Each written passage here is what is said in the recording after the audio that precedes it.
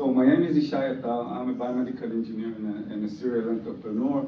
I founded so far 4 startup companies. 2 of them exited, acquired by large American corporates.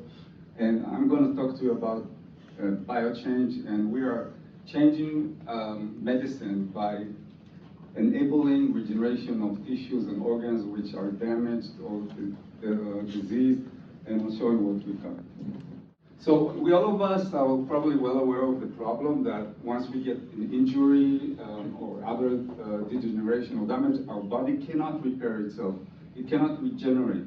It can only do some minor adjustment and repair. And if the damage is too big, we get scarring, we get amputations. We cannot do it, right? So there are several products in the market like scaffold, growth hormones, and things like that, but they're not very good at regenerating complex organs. They can do some help with tissues, but we want to really bring back that ability of regrowing everything. So what is it exactly? What are we talking about? So it's really interesting, but all of us started from a ball of cells during that embryonic start of life.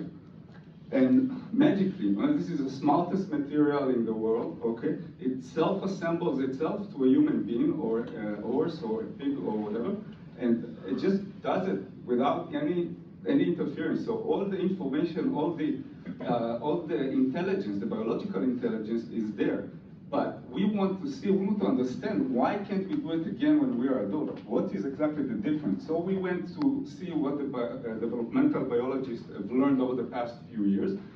And what was discovered is that during that initial phase of growth, there is a scaffold, okay, that's the extracellular matrix, is actually very different than the one of the adult tissue. It's foam.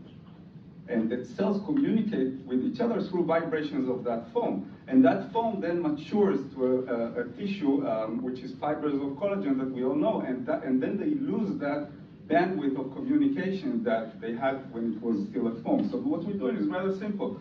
We engineered a scaffold which is a foam. It's the first and only one out there. And we're actually returning the cells the communication device, or what they need to synchronize the growth of complex organs. We can we have this as an injectable or a solid. We've patented this across the globe. We have 21 granted patents, and our strategy and pipeline is also interesting. We started from veterinary care, which has the lower regulatory bar. We got FDA approval for that in this March this year, and we already have single-digit millions of sales in veterinary. We have exclusive distributors in 6 countries, including the United States.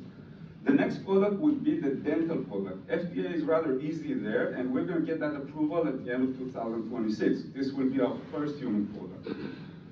Beyond that, we'll be able to do aesthetic dermatology, make America young again, skin, and plastic surgery, reconstructing breast tissue after removal of cancer, lumpectomy. And further along, we hope to also be able to even regenerate full limbs, just like the axolotl is a type of salamander that can do it. We have a substantial amount of preclinical evidence in skin, in bone regeneration, in periodontal tissue, which is a complex organ. It's a simple organ. It still is made out of several tissues. And our first product for the dental is regenerating the gums after periodontal disease. The next product will be an injectable for aesthetic and plastic surgery. I think the final thing I want to say is that we're selling those products at 85% gross margin, which is an amazing business. So we know how to make money from this foam, and we will do it, and we will do it in a big way.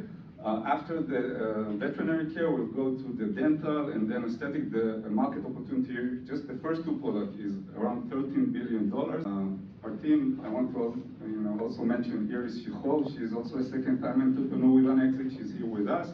And you can, we'll be happy to talk about this if you're interested. Unfortunately, we have to catch a flight back to Israel. We have to leave at 8 p.m., so we won't be at the dinner, but you're welcome to talk to us after this talk. And sorry for taking 30 seconds. One